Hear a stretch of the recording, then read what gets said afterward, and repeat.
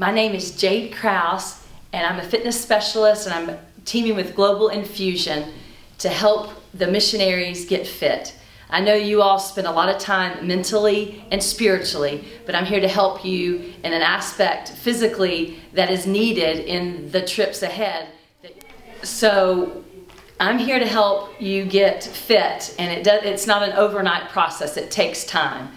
I'm here to help you with I've designed an 8-week program that you have to implement and you have to do. You can't just do it once a week, twice a week, 4 to 5 days a week it takes to get fit, to reap any kind of benefits cardiovascularly. So we're going to focus on cardiovascular strength, and I want to help you in strength as well, physical strength. In order to get the best benefit out of each workout that you're going to be doing within this 8-week span, we've got to find out your target heart rate zone. And there's a Carbonin formula to help you get there. So the first step that you take is you do 225 minus your age, which will help you get which you will find your maximum heart rate. Then the next step, you're going to take that maximum heart rate minus your resting heart rate. Now your resting heart rate is done by yourself in the morning when you wake up naturally. That's the best way to find it. You can take your carotid pulse, which you want to take your 2 middle fingers. You want to find a clock that has a second hand, and you want to begin at a minute and take it for 60 seconds, and that will give you your resting heart rate. So or you could take it now for 60 seconds. It's not going to be as accurate, but if you don't wake up naturally, like I wouldn't because I have 2 children and life just doesn't allow that, then you can take it now. It's not as accurate. So you're going to then, after you find your resting heart rate, you're going to minus that from your maximum heart rate, and you're going to go down to step 3.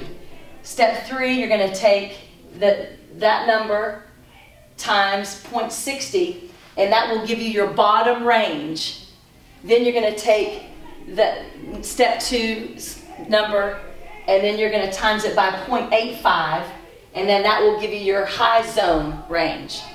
Then to make it take it a step further, you're going to do the 0.60 answer. You're going to bring it down here, add back in your resting heart rate, and that will give you your bottom range of your target heart rate zone. This is what we're after again, remember, our target heart rate zone. Then you're going to go back up to 0.85, the answer that you got here, and then you're going to bring back in your resting heart rate, and you're going to get your top range. And there you go, you'll have your target heart rate zone. Then I've given you a handout that you can take your answer and see if you're in your target heart rate zone. You're going to have your particular target heart rate zone. I've designed 3 programs, beginner, intermediate, and advanced. And your target heart rate zone, you can implement those into the program that you choose. Now, which one do we choose? Well, the beginner is based on the individual that may go to and from the office, that may go to and from the grocery store, that has 0 activity in their lives. That's based that you would probably be good at a beginner. Now the intermediate program is a little bit more intense. That's maybe if you add an exercise class, or maybe jog once a week or twice a week. The intermediate is probably for you. Advanced, you've got a pretty regular exercise program going on, and this is designed to pyramid and help you achieve your goals right before you head out on your trekking trip. Now, why would I design these 3 programs specifically for the missionary people? It's because you're trekking, so cardiovascular is most important here. Fitness is multifaceted, so we're going to focus on cardiovascular because you're going to need to have the endurance it takes to trek from one place to the other. You're going to have your backpack, so we will focus a little bit on strength.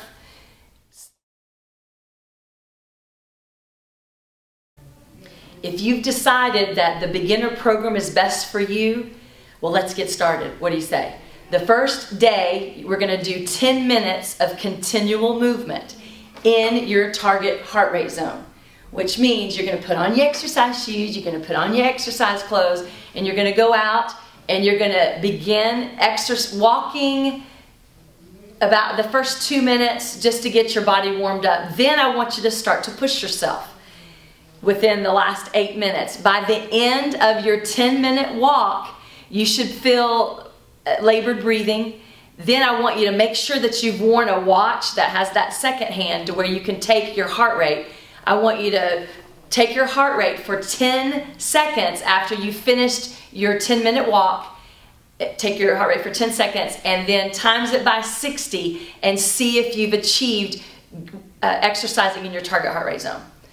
That's all that I want you to do for that day. Then the second day, I also want you to do the same thing for 10 minutes.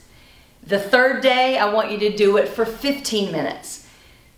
And at the end of each of these days, I want you to make sure you do your target heart rate zone reading. And then the fourth day, I want you to go up to 20 minutes.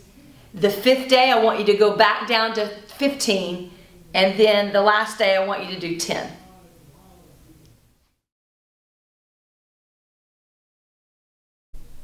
Now, if you've chosen the intermediate program, let me help you walk through this. The first day, you're going to get your exercise shoes on, you're going to get your aerobic clothes on, you're going to go outside, you're going to make sure you have your watch on, your second-hand watch, so you can get in your target heart rate zone and make sure you're going to get that. The first day, you're going to walk for 30 minutes. At the first 2 minutes of that 30-minute segment, you're going to walk fast for the first 2 minutes and make sure that you get your muscles warmed up. And about that third minute, I want you to start pushing yourself. Even within that 30 minutes, if you can jog a little, that will be good too. At the end of your 30 minutes, that's when you're going to take your target heart rate.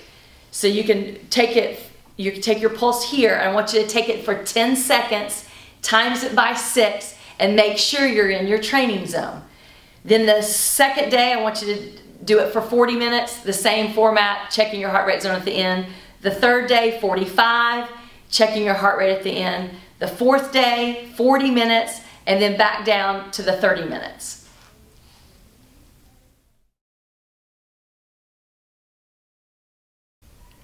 If you're advanced, if you've chosen the advanced program, let me help you walk through this. I know that you probably have your own exercise regimen going on.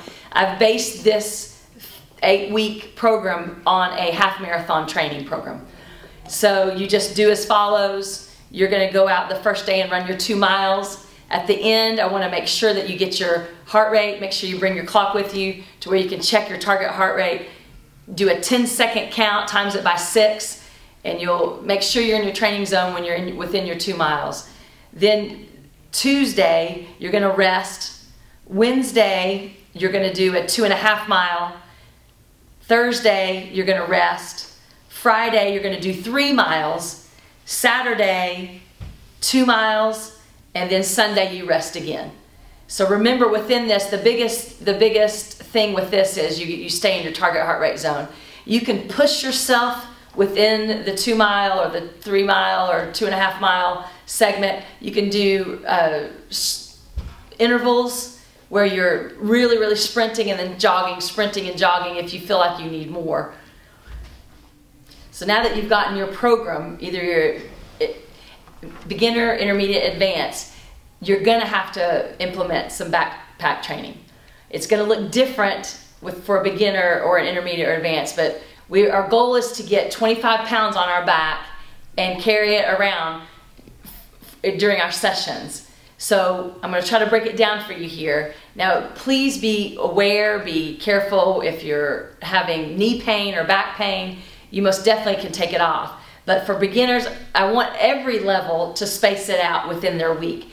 I'd like for you to do 3 training days of backpack within your week schedule, preferably to space it out. So let's just start with the beginner. A beginner can put 5 pounds in her backpack on Monday as she's trained the whole time. And then on Wednesday, you could put 10 pounds in your backpack and train your whole time. Friday, you can go to 15, 20 pounds the first week. This is the first week. Now, It's all based on individual. If it's just too much, of course, take out some of that weight. Now for intermediate, I'm almost going to start you all off heavier. I would most definitely listen to your body. If you have any kind of knee, back pain, take it out. But let's start off with 15. And 3 days a week, space them out. Try at the end of your third day of that week, try to get in 25 pounds for intermediate. Now you advancees, I'm going to give you no mercy. I want you to start out with 25 pounds because you said you're advanced in the first place, right? Right. So you're going to space it out and implement that. Now if you're jogging, I don't want you to jog with the backpack on your back. So on those jog days, I just so happen to have an advanced program in my hand. If you have your 3-day mile run, what I would do is not do it on that day. I would do it on your less miles run for that day and fast walk, speed walk. I don't want the backpack jarring you. Or you could take one of those running days and do a circuit class where you're just backpack training. Okay, we're in our program. You've been exercising for about 4 weeks now. This is when your body is really going to want more because you've caught the exercise bug and you're in no return. You're excited about your missions trip and you just want something more. Well, I've got the perfect thing for you. I've got a burpee challenge. This burpee challenge, you've got a handout for this, can be followed by probably the advanced only. The intermediates and the beginners, you can choose a number that you'd want to add to your program that's already existing to give you just a little bit more of a boost. Now I'm going to demonstrate a burpee. What a burpee is, it's just a jump, and you're going to come to the ground, kick back into a push-up. You can do a push-up. Come back, and then up, and then you can jump again. Now, that's basically the technique. Really, it's just... I'm not a good jumper, so if you're a beginner and you don't want to jump, you can just come up on your tiptoes, you can come down, touch, back, up, and then back on your tiptoes again. Or if you don't even want to go all the way down, you can go here, touch back, and then come up. That will give you more. There's nothing else that's pretty cardiovascular taxing than a burpee. So you just do a couple yourself. If you experience any kind of pain, any kind of knee pain, any kind of wrist pain, it's probably not the best challenge for you. So I've got another one.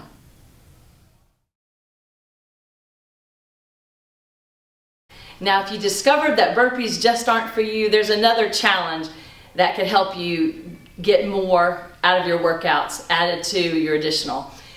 So we could do a squat challenge. Now I'm going to show you the technique on a squat. A squat is you're going to place your feet shoulder width apart, not together and not way apart, shoulder width about hip level. You're going to sit back in that imaginary chair. Your knees do not overextend your toes. They stay parallel with your heel. You're going to go back and then up. Now the lowest that you need to come down is 90 degrees. You don't want to necessarily do bucket to go beyond that plane. You just want to go to 90 degrees. If that's too intense, just even a slight squat back is good. And you're going to come up and squeeze your glutes, and that will complete one. And then you continue to go down. That squat challenge is good because these are large muscle groups. I call them my calorie burners. So once you start getting those in action, that will up the step and you'll get more out of your workouts.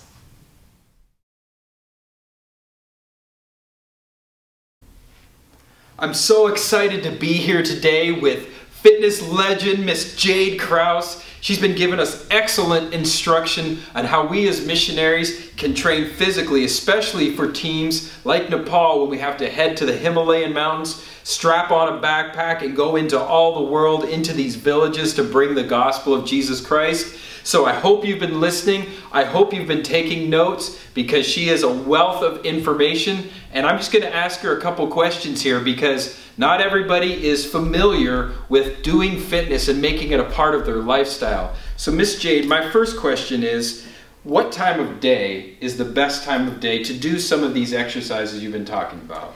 Well, Jonathan, the best time of day is when you have most energy. If you're a morning person, it's probably best to implement your exercise program in the morning. If you're an evening person, it's probably best to implement your exercise in the evening. If you have a lunch break, that's a great time to implement it.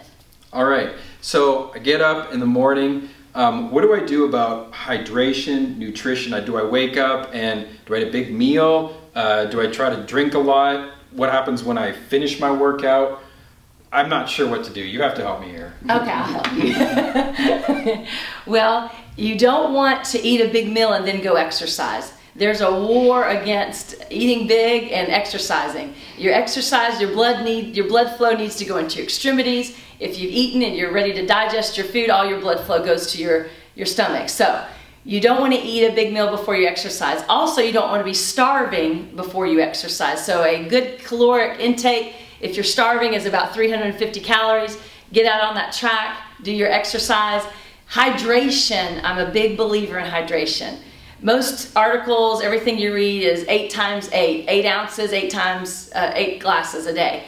I'm a believer in half your body weight in ounces is good. Your body is mostly made up of water. Around 60% of our bodies are made up of water. We need the hydration. You don't want to down a bunch of water and go out and exercise. You want to start in the morning. You want to sip on that water all day long and stay good and hydrated from morning till night. All right, so we can drink Gatorade and all these other drinks, right? No. No? No. Well, what should we be drinking? Water. Water. Spice it up. Put fruit in it. No, Gatorade, those Powerades, that's not some good stuff. Water, filtered water, not even the sparkling or Crystal Light. I keep my clients away from that. The delicious, just think how good you can make it. Fresh oranges, strawberries in there with a bunch of ice. Get you a pretty cup. It's really fun to drink water. All right. Okay, so I've hydrated. I learned how to do my resting heart rate, target heart rate zone. I'm getting a couple weeks into it. How do I know the difference between just pushing through to get to that next level and really identifying I'm feeling some pain in my back or how do you know the difference between I should stop or I should push through to kind of get to that next level? Okay, there are a couple types of pain. Some pain is the blood flow in the muscles and it feels fatigued, it feels tired. If you've had a backpack training day and your back feels fatigued, it feels tired, and you go to bed that night and you wake up and you're good to go, that's good. You're okay there. What you don't want to push through is your back begins to hurt chronically, it doesn't go away, your knees start to feel sharp pains. You want to lay off of your program. Okay, so you've got this 8-week program for us. You know, you got Monday through Sunday, day off, rest days. We got all that. What if life just happens and I miss a couple days? Can I take my weekly schedule and knock it all out on the weekend? No, Jonathan, no. That's called a weekend warrior. That will set you up for major health problems. I just was talking the other day, wrote an article actually on that. So what you would want to do is you want to space out your workouts. If life happens, boy, you know, there's really no excuse, but yes, I understand life happens. If life happens, you would want to get in maybe a longer workout in the weekend, maybe up your minutes a little bit. If you're advanced, I would probably take one of those rest days and use it to do some low mileage. Don't kick it out and do 6 miles. You'd want to get it in there, add on to. You don't want to do all in a couple of days. They'll set you up for some health problems. Too much is still not good. All right. Okay, so say I'm 2 months away from my trip, 3 months away from my trip. You gave us an 8-week program. Do I start that now? When do I start that program? The best time to start your 8-week program is the date that you go, you're gonna count back 8 weeks. That would be ideal to start it. You don't want to start it too soon and then have too much of a rest. You'll get deconditioned again. Really what's best is to start now and do it over again and over again. You got your burpee challenges, you got your squats, you've got your intermediate program. You could contact Jonathan, you could contact me. Hey, I was a beginner, now I'm an intermediate. But if you don't want to do that and life is too hectic, you'd want to find your date, your specific date you're leaving, count back those 8 weeks, and do it. You should exercise the day before you leave. All right, so we're covering things like theology of missions and how to work in these countries. This is one important aspect I've noticed as a team leader for missions, is the physical nature of some of our trips, especially these kind like the trekking trips. So I want each of you to review this video, really implement what Jade has put together. Get accountability. If you were on your team, talk to one of us. Are you staying with your program? Are you sticking with it? Because it will make all the difference in the world when you get there. Because if we can stay healthy on the mission field, if we can stay strong, we will be able to minister the gospel to more and more people, be able to pray for them, talk to them about Jesus. So this will get you physically ready for yourself, but it'll also help prepare you for the work that we're about to do. So I'm encouraged. I'm so excited to have Miss Jade do this for us, and I encourage you to actually implement this into your daily life, your weekly life, from now till the mission trip. And then she'll probably love me for saying this, but even beyond that, don't let it end with the mission trip. This should be part of our lives as Christians. Be healthy. So thank you, Miss Jade, for all your hard work in putting this video together. Team, I want you to implement it because we're going to reach this nation for Jesus.